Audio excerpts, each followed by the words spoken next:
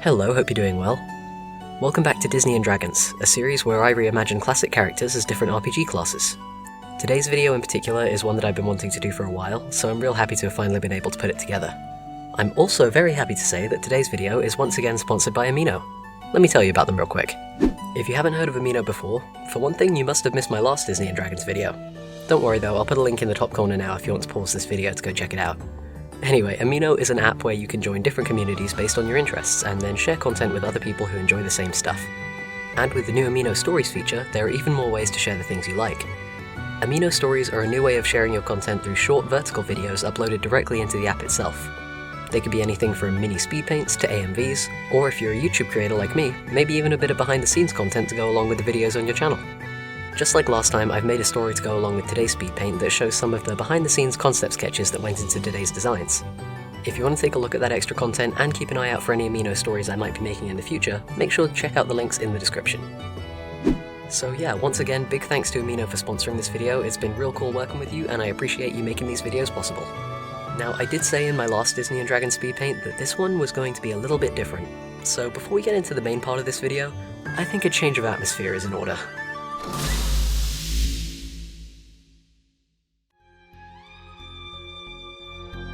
Ah, that's more like it. That's right, you probably already figured it out by now given the thumbnail and title of this video, but today I'm going to be taking a look into the darker side of Disney by redesigning some classic villains. I know a large number of you have been waiting for this for quite some time, so I won't keep you waiting any longer. Let's get this party started.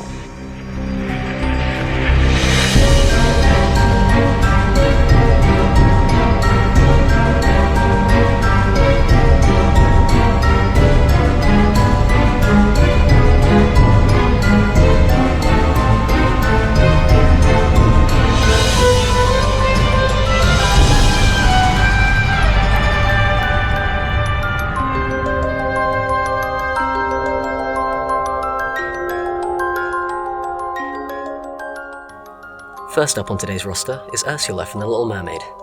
Now, as you might remember, I featured Ariel in my last Disney & Dragons video, and redesigned her as a bard. And I thought it would be quite interesting to reimagine Ursula as the same class. Any of you watching who play D&D yourselves will probably already be familiar with the idea of an alignment chart. Basically a sliding scale of a character's morality, going from evil to good, from lawful to chaotic. With my previous designs in this series, I've obviously been dealing entirely with characters who fall into the good side of things.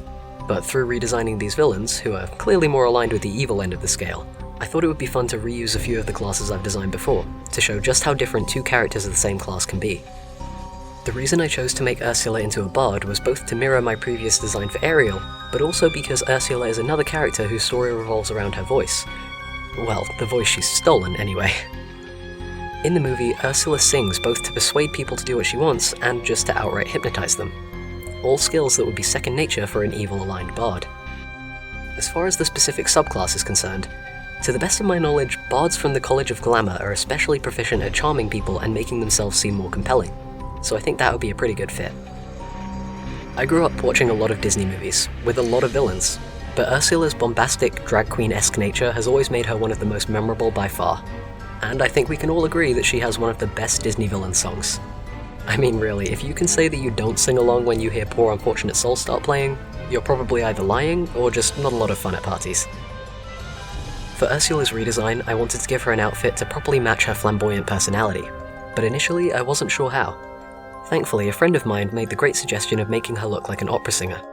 After looking up some reference images, it was pretty clear that the opulent costume dresses that stage divas wear would be a perfect fit. Ursula also doesn't exactly strike me as the dungeon diving type, so an armor-heavy design wasn't really on the cards anyway. For her dress, I built upon the simple black number she wears in the movie. I added some more glittery detail in the form of pearls strung at her sides, as well as a sparkly shawl, and gave her a belt with a number of pouches to hold whatever creepy components she might need for her spellcasting. To really push that opulent opera singer vibe I was going for, I also included one of the eels she has as minions in the movie draped around her shoulders like some kind of beady-eyed feather boa. While I was drawing Ursula, I ended up debating with myself over whether to make her into a Triton like I had with Ariel. But in the end I realized that Ursula would probably just make herself look however she wanted with magical illusions anyway. So in the end I kept her bodily appearance pretty much the same as in her original design, with the intent of her actual physical appearance maybe being a bit of a mystery. After all, oftentimes the most interesting parts of a character are the ones you don't see right away. So I leave it up to your interpretation. Is she just an overly flamboyant bard who enchanted the bottom of her dress to swirl around her when she moves? Or could she be some form of tentacled monster in disguise? I suppose it depends on whether you want to get close enough to find out.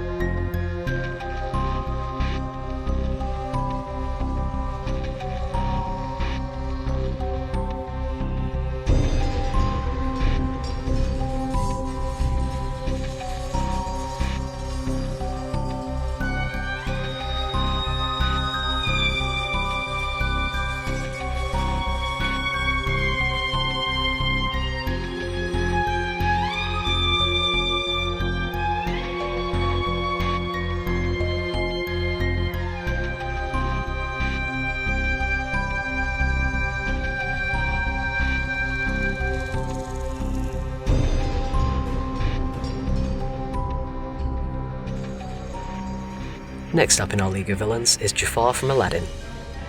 There were a lot of suggestions in the comments of the last few videos to make Jafar into a warlock, which was a fun suggestion, but for some reason it just didn't feel right to me.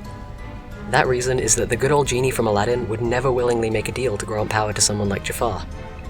Of course, you could go in the direction of maybe Jafar forced the genie to make a pact with him. That's certainly not a warlock-patron dynamic I've ever seen before, so it would certainly be interesting. But still, not the interpretation I wanted to go with. After all, I had another villain in mind that would be a perfect fit for the warlock class, and I didn't want to draw two evil warlocks in the same video. Now, although I didn't want to design Jafar as a warlock, I did still want to craft him into a spellcaster. Initially, the studious nature of a wizard seemed like it might be a good fit, since Jafar is a pretty cunning and clever character. But in the end, making him into a sorcerer seemed much more interesting. Where warlocks take their power from patrons, and wizards take their power from study, the sorcerer class is one that sees its characters gaining magical power either from their lineage, or an event or incident in their past. Maybe, in this fantasy setting that we're putting these characters into, Jafar's first encounter with the magic lamp left a lingering spark of magic in him. With it, maybe he gained a bit of a knack for spellcasting, a love for the power that it gave him, and an insatiable hunger for more. That certainly seems like a fine motivation for an evil-aligned sorcerer anyway. Personally, I'm not very familiar with the subclasses of sorcerer that currently exist, but I feel like Jafar might be a fun character to try out some homebrew content on. Since Jafar's original design is already pretty well suited to that of an evil spellcaster, I didn't really make any major changes to his overall appearance. For the most part, I focused on making slight adjustments to elements of his costume, adding some armor and swapping the placement of some colors to keep his defined silhouette while making him fit slightly better into the kind of fantasy aesthetic you'd expect to find in D&D. In place of the red sash around his waist in his original design, I added some gold chains with a lamp hanging from it. Whether the lamp itself still holds any power is anyone's guess. It's also probably worth noting while I draw these characters that even though they're villains, they wouldn't necessarily have to be villains in a campaign. Or more specifically, they wouldn't have to be the antagonists. So many of the villain-related comments that came in on the last few videos were asking to see them drawn as monsters or dungeon bosses that you would fight if you were playing as a group of heroes. But so much of the fun of D&D comes in the fact that you can play as whatever and whoever you want. I mean, what's the point of having an alignment chart and infinite character building options otherwise? You don't have to be a hero. The game doesn't have to be about saving the world, and villains could absolutely be the characters that you play as rather than the characters you fight. Variety is the spice of life and the heart of character creation, and it's great to be able to explore some of those different values with this batch of designs.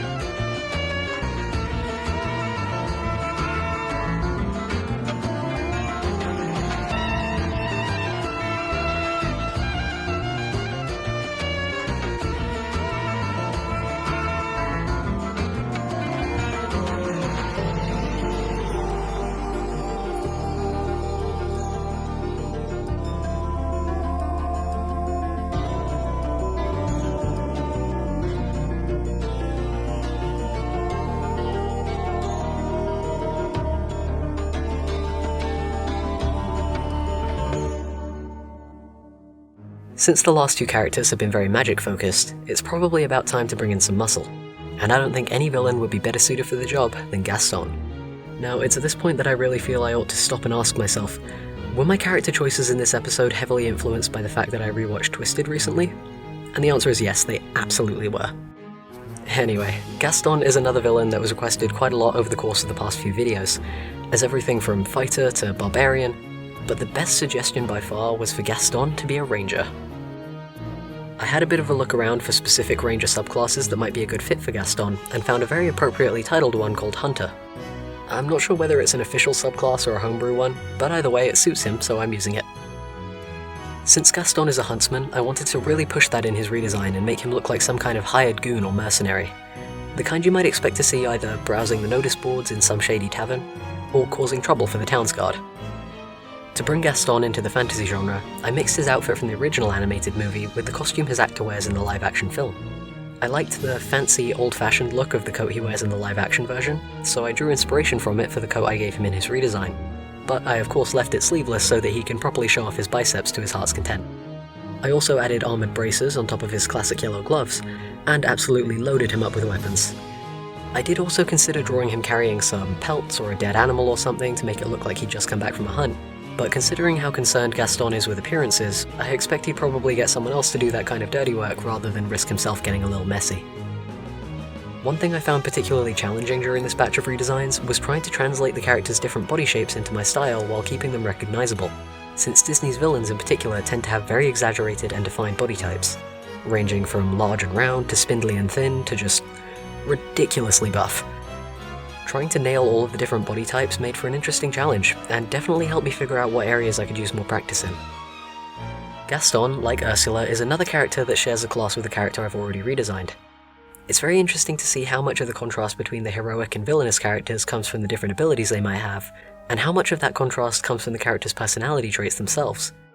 It goes to show that even if two characters have the same basic build in terms of game mechanics and skills, their unique personalities and motivations can make them entirely different to play. Like I said before, variety really is the heart of character creation.